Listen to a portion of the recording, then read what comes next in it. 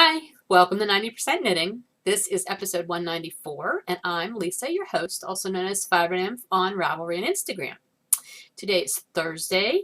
It is the 17th of March, which makes it St. Patrick's Day, so happy St. Patrick's Day to y'all. I don't know why I said y'all, because I am not Southern. I'm from Pittsburgh, so if anything, I should have said happy St. Patrick's Day to yins. But I don't really say yins unless I'm trying to sound Pittsburgh. Then I make an effort and say yins. Whatever. I'm wearing green. I'm wearing green for yins. Because everybody is Irish on St. Patrick's Day, right? I'm actually German. I'm not at all Irish. I love all things Irish. But, yeah, I'm green. The shawl, just in case you're wondering, is the Traveling Woman Shawl by Liz Abinante. Probably saying that wrong. I knit this years ago. This was like a 2010 project, and I knit it in 6 days. Like, I think it was probably the only thing I was working on.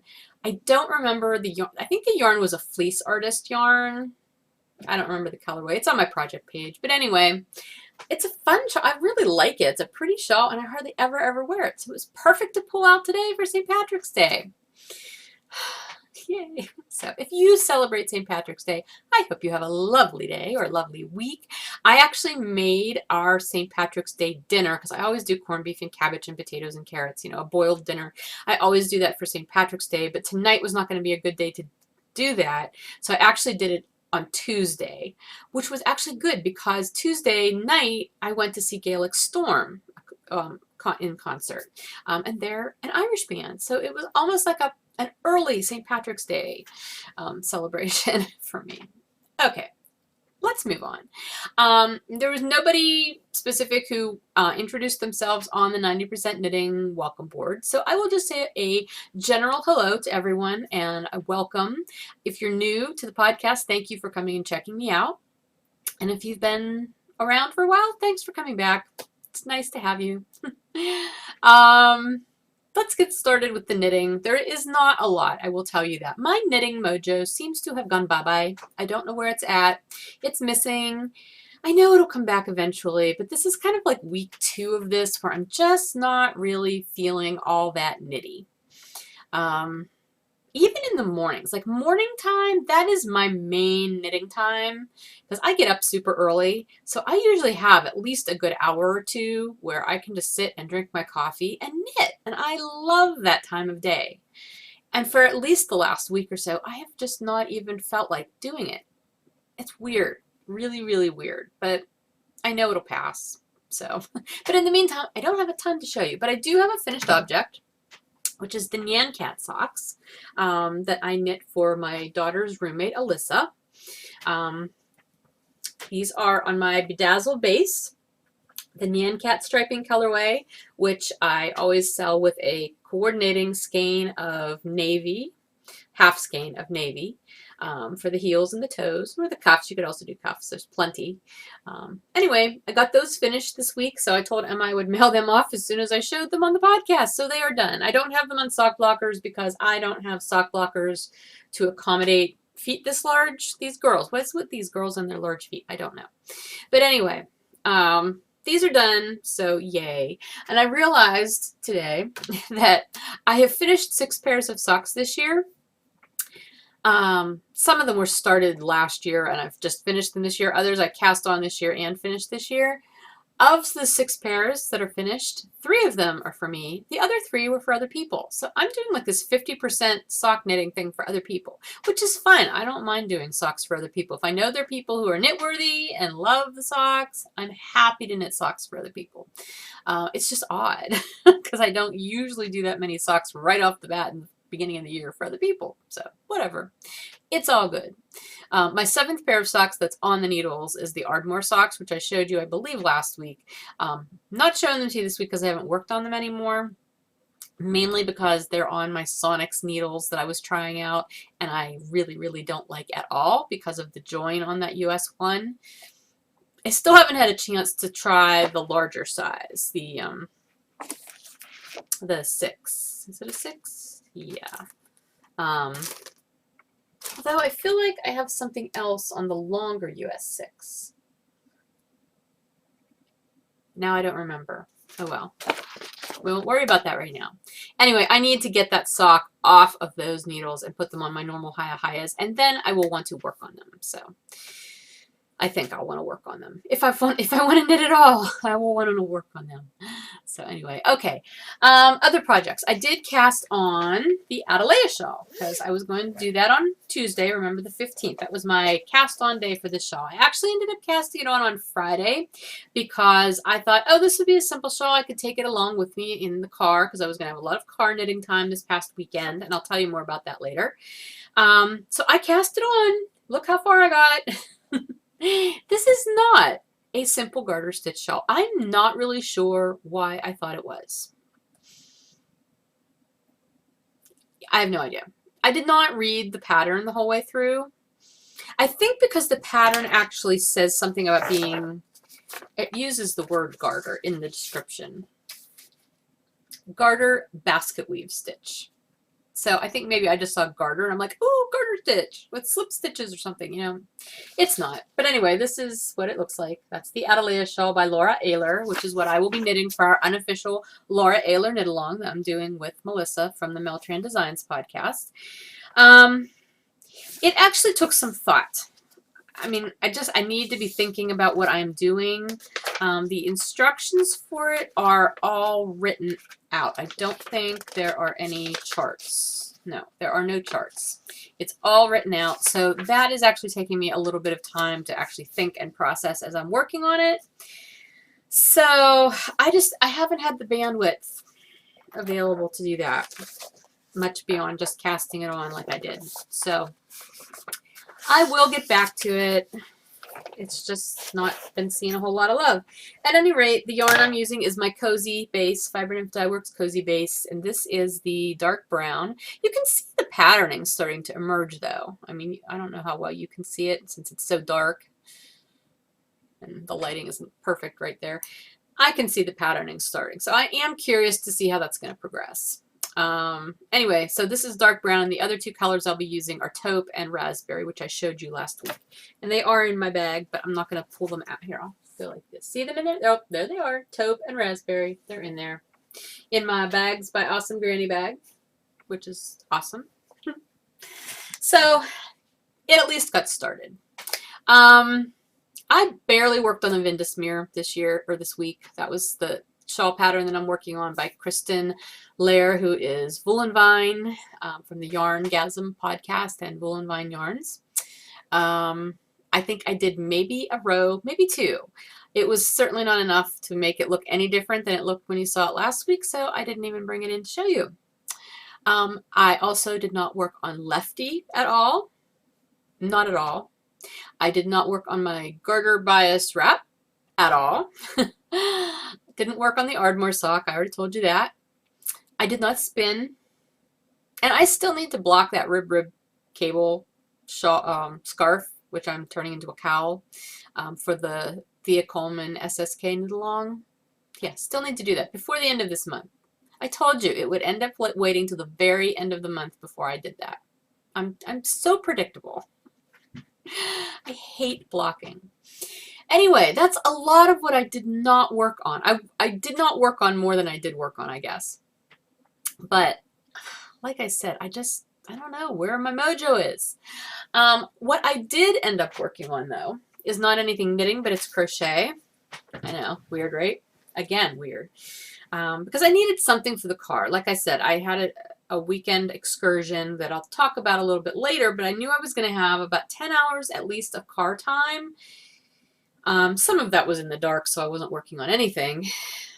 But I decided what I wanted to work on was my crocheted granny square afghan. You guys have not seen this in a really, really, really long time because I have not worked on it in a really, really, really long time. I started this, I believe, last April-ish. It's been almost a year.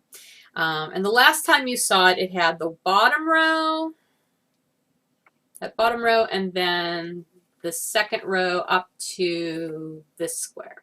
This is the first new square. So while I was away in the car, I think I knit 8 more squares. Plus I had a few in my bag that I had not put together. And now I've also done some more. These are just like my mini sock yarn leftovers, mini skeins. No rhyme or reason for this. I'm basically crocheting these little granny squares. This is some yarn somebody gave me. I don't even know what it is. But I'm doing basically 4 rounds out, or levels. I don't know crochet terms. I know how to do granny squares. I don't really crochet other than that, and edgings. I can do edgings. Anyway, I'm doing the squares. This is my leftover Cookie Monster sock sock yarn from Ponky, from Another Crafty Girl. I know that one. Anyway, I'm doing the squares. I'm weaving in the ends once I get I do a bunch of them, like 4 or 5. Then I weave in the ends on the squares. Then I go back with the white yarn, which is just my undyed bounce base. And I do 1 more round around it in the white. And then I immediately take it and add it to the Afghan. So that's what I worked on. Pretty much anything I worked on while I was away, that's what I worked on. And pretty much anything I've worked on since then, it's been this. This is all I really want to work on. Because these are so fast and easy. I can get one of these done in like 15 minutes, maybe not even 15 minutes. And I'm not going to go through and tell you what all these yarns are because it doesn't really matter. Some of them are mine, some of them are other people's yarns. Yeah, I'm not going to even try to tell you whose is whose. But actually, most of them are mine in here. So I like this project. I forget how many squares I have here. Okay, these are rows of 15, so I've got 36 put together. And then I've got 4 more, so that's 40. If I want to do this as like enough to cover 1 person, which would be me, I want it to be like, because this is about 48 inches wide, 15 squares plus the the edgings makes it about 45 inches wide. And I'm thinking probably about 72 inches long would be good. I calculated this out. Let me see if I can find this. I did the math. Yeah, to do it 45 inches wide and 72 inches tall, that will be approximately 1,080 squares. I have 40, which makes it like about 3% finished. Yeah. So I need approximately 1,040 more. I know. Can we laugh? I did calculate out if I did about 10 a week, which is totally realistic. But will I do that? No. I know I won't, because I'll lose interest in this again for months at a time. But if I did do 10 a week, it would take me 2 years and I could have it finished. And now let's all laugh really loud because I know that won't happen. But anyway, I'm enjoying it right now. It's honestly, I need something to be enjoying craft-wise, and this is what's floating my boat right at the moment. So we're just going to go with it. However, since I had all these minis out, I also decided to, and I'm not following any pattern for that, by the way. It's just granny squares. I'm doing them on, what size hook? Let me find my hook. I don't even know. It's like a 2.75 millimeter hook, maybe. I don't know where my hook is. It's, oh, here it is. Yeah, it's a C2, US C2, 2.75 millimeter hook. Little tiny thing. Anyway, I had another pattern that I found, and I can't remember if I mentioned this before or not, but I saw it and I thought, that is so freaking cute. I want to make this. And it'll be a surprise because, you know, if you've watched me for very long, you know I don't really like doing stuffed toy things. But I saw this. This is a Susan B. Anderson pattern, Sweet-ish Fish. Aren't they cute? I thought, aw. And they're really very easy because there's no fiddly bits. It's all one piece. You knit the whole thing, and then you decrease for the tail, and then you stuff it, and then you knit the tail, and you just Kitchener it shut, and you're done. So I made a fish. I made a Swedish fish, and he's a fat little guy. But it's nice because you can kind of mold him and make him whatever shape you want. And he's just stuffed with, you know, fiber fill. And this is just some scrap yarn. I don't even know what kind it was. But I now want to make a bunch of these. Some of them I'd like to make and put catnip in and have them be catnip toys.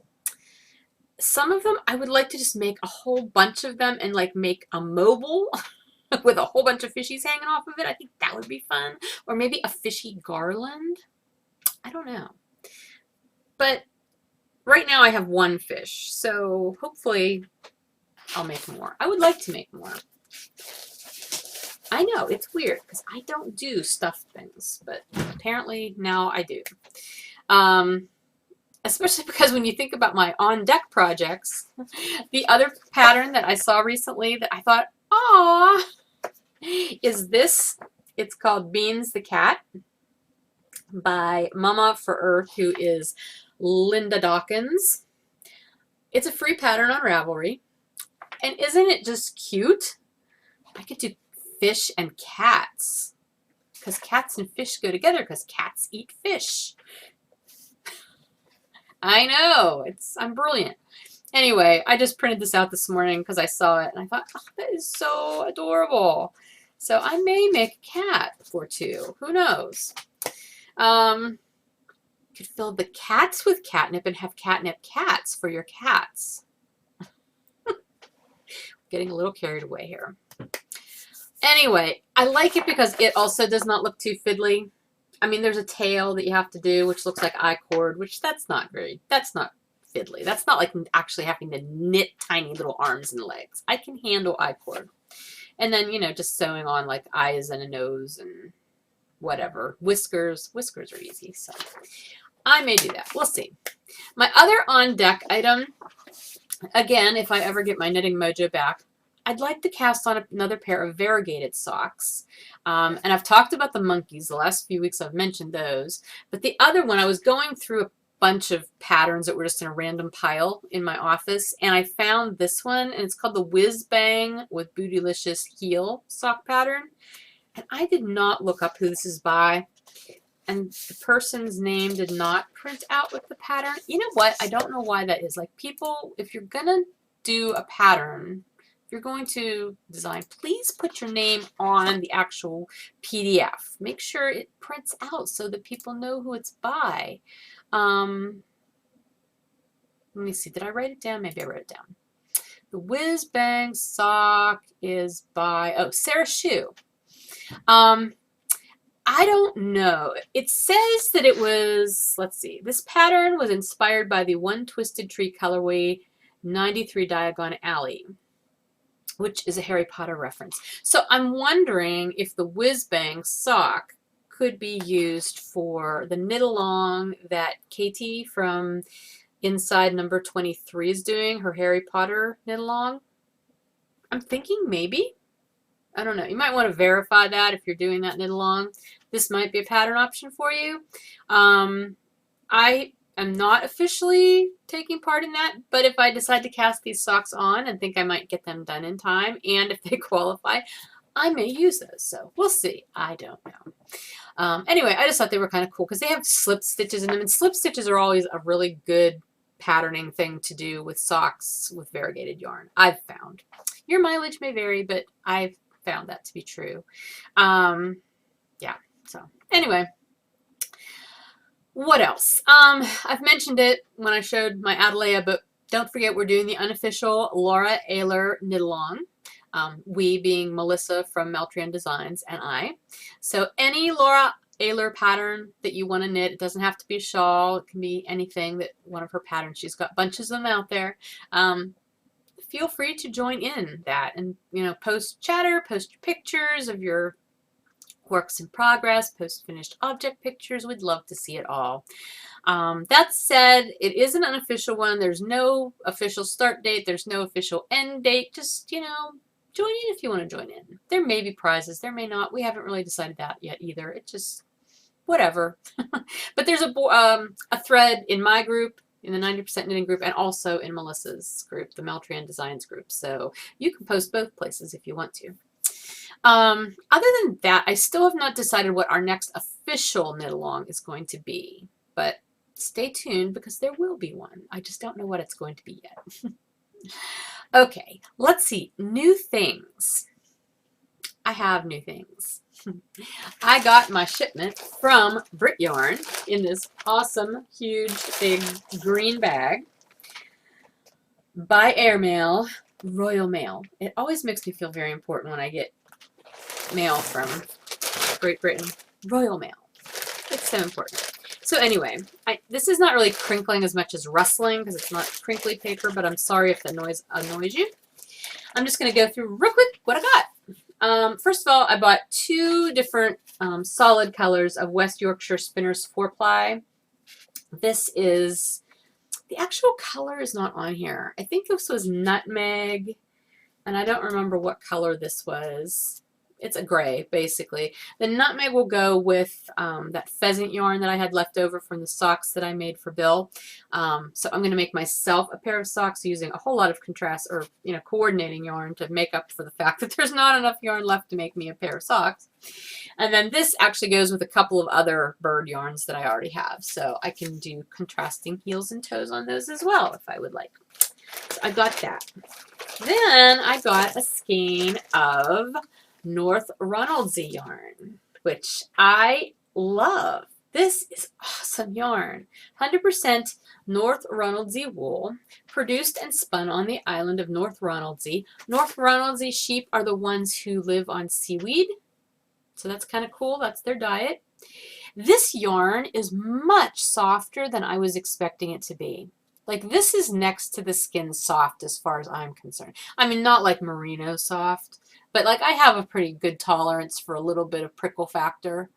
And I could definitely wear this around my neck. I wish I would have bought more than one of these now that I have it. I only got the one. I had a few more in my cart, but I took them out because I didn't want to be a wool pig. But this is a 25-gram skein. They're all a little bit different. And it's approximately 250 meters. And it's the light gray color. So I don't know. I may bite the bullet and end up ordering a little bit more of this. It's just that shipping, which I know people in the UK have the same problem going the other way. But I'll tell you what, shipping has gone crazy lately. Yikes. International shipping particularly, not inexpensive. Anyway, so this was one of my goodies, and I'm not sure. This is plenty of yarn. I could make like a cowl, and it's a fingering weight. It's definitely a fingering weight. Here, let's see if you can see. That's a nice lightweight yarn. So, I don't know. I don't know what it's going to become. But right now, it's just going to get pet and loved. All right. And now my dog's going to bark. She's out there growling. Can you hear her? Means somebody's up on the road, probably. All right. The other thing, the main thing that I placed this order from Brit Yarn for was the new yarn by Blacker Yarns, which is Tamar. This was just released on the 3rd, March 3rd. And if you remember my story, I was out to dinner with my family and I'm like, okay, everybody stop because it's officially midnight in the UK. I'm getting online and I'm ordering this yarn. And I did. And honestly, it was funny because I'm doing this on my phone in a fairly dark restaurant, dimly lit restaurant. And I couldn't really see the colors all that great on my phone. So I was just ordering yarn, and I got 5. And they actually all kind of coordinate fairly well. I could, make one project with all of these if I wanted to, I think. I don't remember what colors they are because, again, that does not show up on the... Oh, yes, it does. Sorry, on this one it does. So all of these colors for the Tamar are named... Tamar is a river, apparently. And all of the colorways are named after tributaries to that river. So this one is called Laren, which is a beautiful deep mossy green. This one is Lynher, L-Y-N-H-E-R. I know, I'm probably saying these totally wrong. But this is a nice charcoaly gray. Then there is Camel, which is the name of the river. It's not really a camel color. It's kind of like a, I would say a rusty gold. I feel like I'm eating fiber now.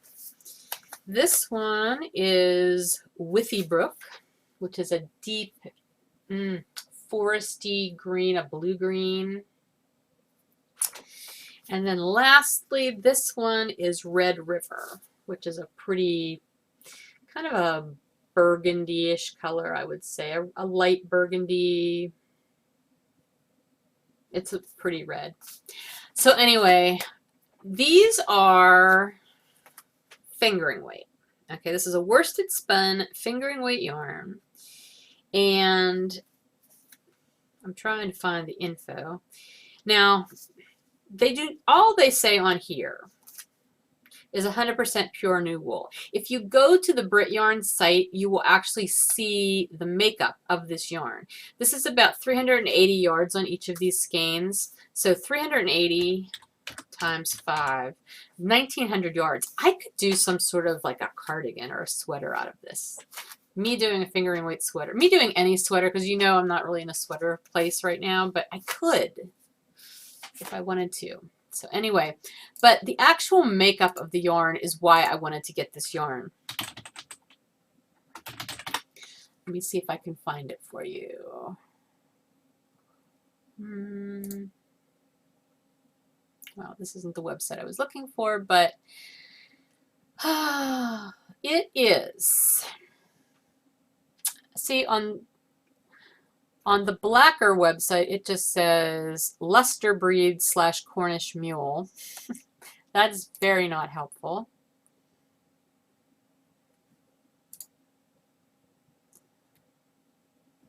Oh, okay, here we go. It has Wensleydale, Teeswater, Cotswold, and Black Leicester Longwool, which are among the most distinctive British breeds. Tall and elegant with long lustrous ringlets of wavy fleece. Their fiber is smooth and sleek with a distinctive silken sheen.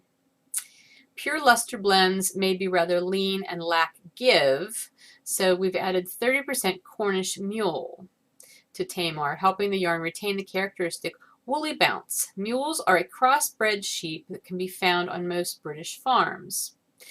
For Tamar, I'm reading this from the Blacker website now. For Tamar, we've hand-selected only the finest local Cornish lamb's fleece. The baby soft Cornish mule creates a fine cloud of delicate fiber which perfectly complements the long staple of the Leicester breeds, creating a yarn which is durable yet velvet soft. Due to the long fiber length, this yarn will get softer and softer with every wash. Okay, so I didn't realize this yarn was coming out also in a DK weight. The ones I have, these are all fingering weights, but these are all also out in DK weight. And I know Brit Yarn does have them in stock. Apparently you can also buy them directly from the Blacker Yarns website. So if you want to try some really nifty UK-based yarn, I would highly recommend getting some. This is soft. I mean, it's, again, for me, this would be next to Body Soft, next to Skin Soft. Yeah, it's not like there's, on a scale of 1 to 10 for prickle factor, I would say this would be like a 2, like a 1.5 maybe. I mean, I can feel some toothiness to it, but it's not scratchy. So it's a really, really pretty yarn. And there is definitely a beautiful luster to it. I don't know what it's going to become. Right now, like I said, these are going to basically sit here and I'm just going to look at them and fondle them and oogle them and be happy with them. But those are my new goodies that came and I'm very excited about them. It was funny. They actually came in the mail on Friday. And I didn't get the mail until really late Friday. And I saw the bag. You couldn't miss it. I didn't open it till Saturday morning. Is that restraint or what? I knew what was in it. And I was just too tired to really fully appreciate it. Plus, you know, it was late. It was dark. I wanted good lighting. So I made myself wait till Saturday morning to open the package and really enjoy the yarn. So, I know. Occasionally I can show restraint on things like that. So, let's see what else. New podcasts. You know what? I forgot to write down the new podcasts I've watched this week, and I don't want to misname any of them, so I will let you know what they are next week. As far as the ones that I mentioned last week, though, because I never got show notes up for last week's episode, and I apologize, but the ones I mentioned last time were Socksetera, which I've kind of been binge watching, trying to catch up on her old episodes, because I've really been enjoying them. And her name is Shannon. I could not remember her name last time. But I've been enjoying that. And I've been enjoying reading her blog, too. She's a writer as well, and she writes about some interesting topics. So anyway, Socksetera was the one, and the other one was Adelaide Cottage, which I'd only seen one of those episodes, but I'd noticed she's got a second episode. Well, she has more than just two, but she's got another newer episode out since the one I saw. And I haven't had a chance to watch it yet. But anyway, those are the two that I mentioned last time, and I didn't get the link. So I will link them this time in the show notes, because I'm really going to try to do the show notes today. And then I'll let you know next week new ones that I've watched since then, just because I forgot to make a list. Okay, I think that's everything knitting related. 10%, I'm going for my pedicure today. Did I mention that already? I may have mentioned it, because I had to start recording this like 3 times now. And I may have actually said that earlier, but I was supposed to go last week for my pedicure. I told you guys that. And then it got canceled at the last minute because the girl who I go to got an emergency call from school, had to pick up one of her kids and go to children's, and I haven't heard how that turned out, but hopefully it was okay. So anyway, going today for my pedicure, so I'm very excited about that. Anyway, my weekend of fun. I want to tell you about this. It was great. Bill and I went to Toledo on Saturday to go to the Eileen Ivers concert. I don't know if you know who Eileen Ivers is. I did not know of her until, a few months ago. Bill really likes her.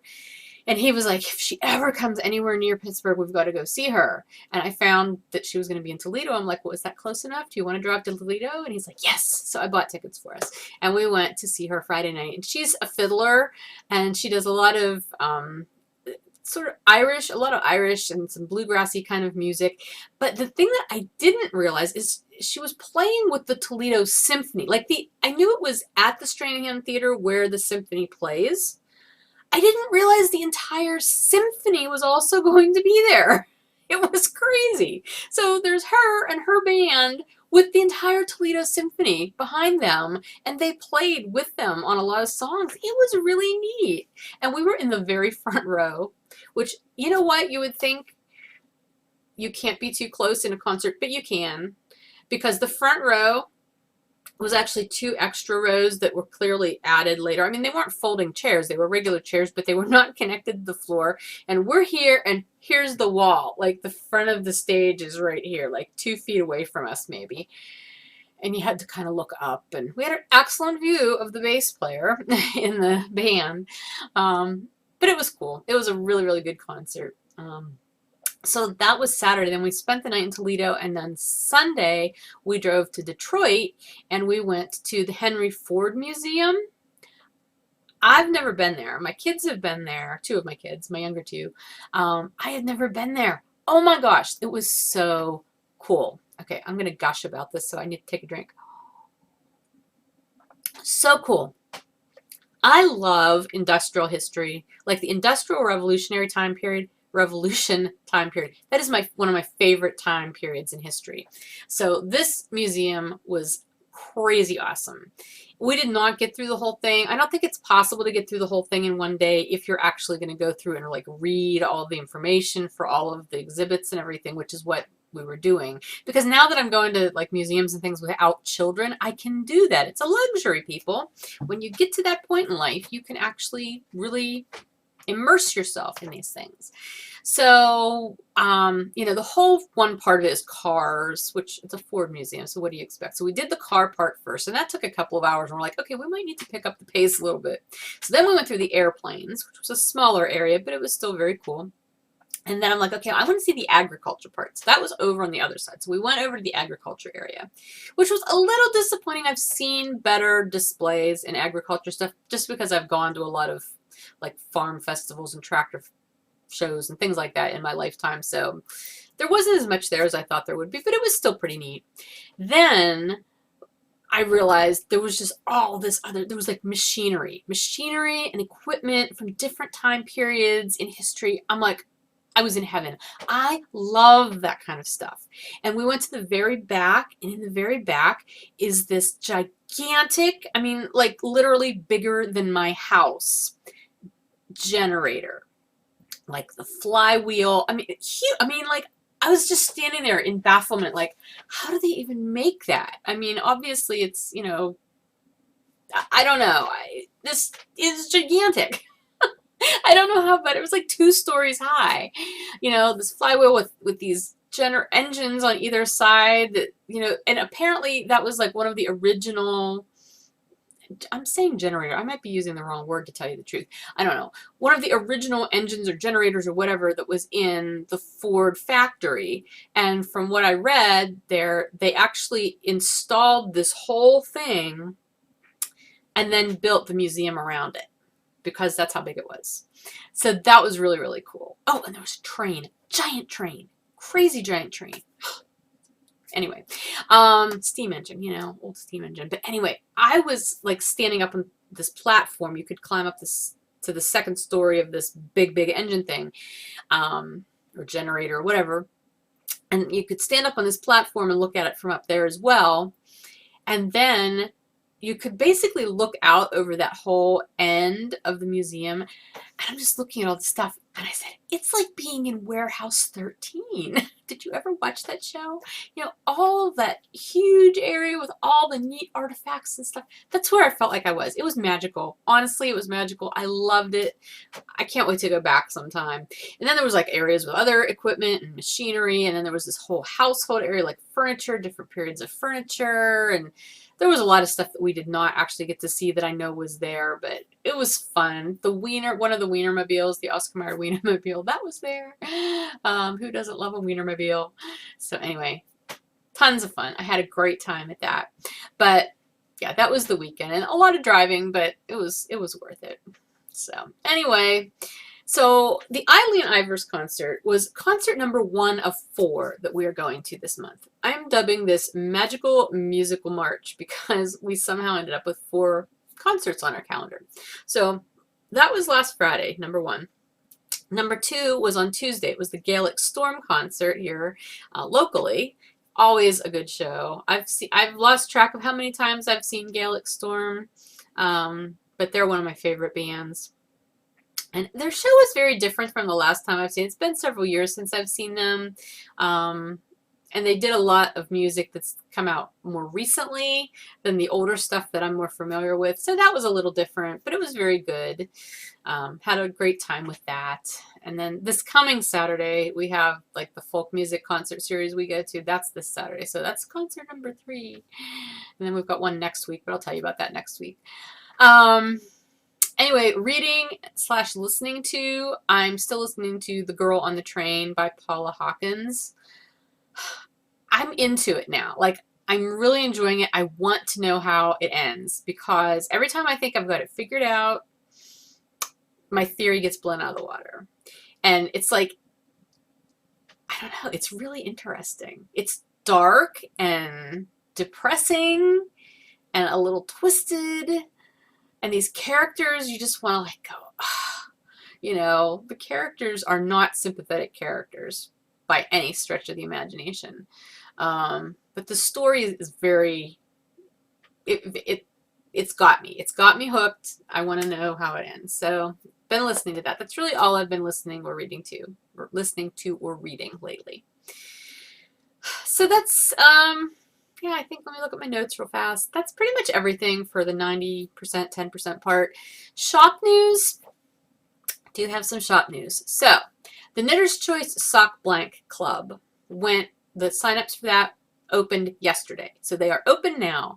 Signups are open now through next Wednesday, which is the 23rd. I'm going to close them at 9 a.m. So you've still got the better part of a week to sign up. There are 25 spots available. If more than 25 people sign up, I think there's 13 signed up right now. If more than 25 people sign up, I will do random number generator, unless it's not significantly more. Like if it's only 27, I'll probably just do the 27 and not fuss about it. But if I get like 30 or 40 signups, then I'm going to do random number generator just because I can't accommodate that many.